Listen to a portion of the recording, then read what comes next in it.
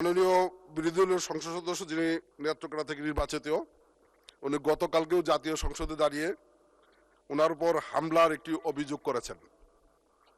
গতকালকে মাননীয় প্রধানমন্ত্রী সংসদ তার বরাত দিয়ে সেটি নিন্দা জানানো হয়েছে এবং এই সংসদেই বলা হয়েছে যেটার তদন্ত করে যথাযথ ব্যবস্থা নেওয়া।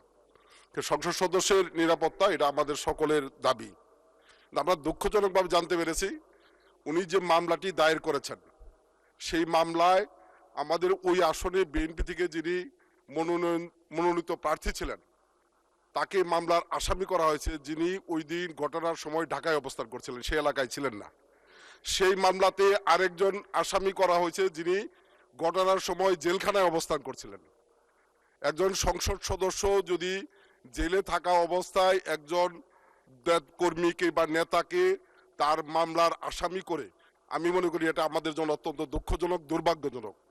যদি এই ঘটনা সত্য থাকে এটি যথাযথ তদন্ত করে প্রয়োজনীয় ব্যবস্থা নেওয়ার জন্য আমি আহ্বান জানাচ্ছি এবং এই ঘটনার নিন্দা জানাচ্ছি। মাননীয় স্পিকার, সেই সাথে প্রসঙ্গক্রমে একটি বিষয় আমি বলতে চাই। না, ধন্যবাদ। আমি আধা সেকেন্ড 1 মিনিট শেষ করে দিব। এখানে বারবার 71% ভোটের কথা বলা হয়েছে। 71% ভোট কি আসলে বিরোধী দলের একার ভোট?